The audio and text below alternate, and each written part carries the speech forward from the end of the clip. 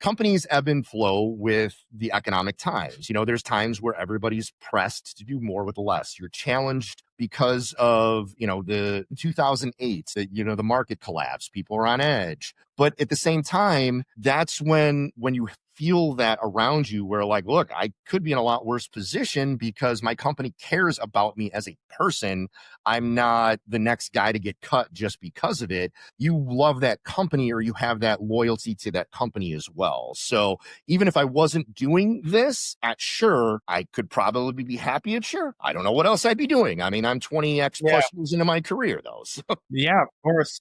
I do not think that you are company hopping. That is one thing that I have to say is certain. Well, it's funny though, like you mentioned, getting on 16 years, I'm not a baby at the company anymore, but by no means am I senior. And what I mean by that is one of my close friends in my department just retired after 47 years. She is not even number one on our seniority list when she retired. There are a lot of people. We were at my last, when my VP was giving out pins early September, I was the second named called out of probably 15. And they went from youngest in the company to oldest about that pinning ceremony. So there was 18, there was 20, 23, 24, 25.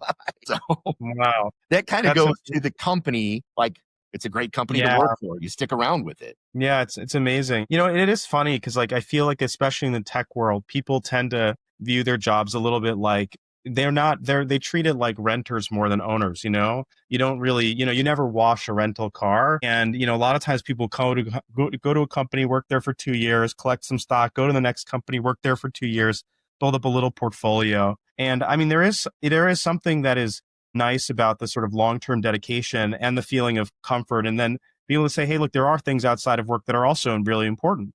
And if you can like keep those things in consistency and balance, I think it makes for a very wonderful life. And so you are 100% correct. I mean, years ago, I was getting recruited by somebody from my old management consulting firm. And they're like, hey, you want to make some extra money and come here for 2 or 3 years before you move on? I mean, that was kind of their pitch. I'm like, no, I don't. I've got a family. I like, like I said, I like the company, but I like stability. I've got kids that we're getting ready for college and all that. It's great. It's great. Look, and I will tell you that some of your counterparts who, did the Apple thing at that time, they would live in China sometimes for 5 months at a clip. There was an entire, I met this guy named Patrick McGee who wrote this book called Apple in China, an amazing book, would highly recommend it. Last question. How sick are you of puns related to the word sure?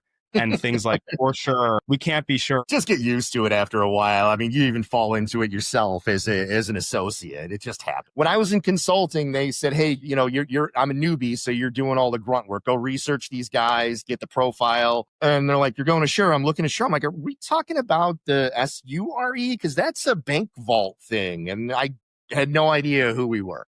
Like you mentioned, there's so many variants of it that it's like, okay, you got to be real specific on it unless you know exactly what you're talking. Yeah. I mean, I think I could identify the company by the color at this point, that black and green. It's just quite iconic.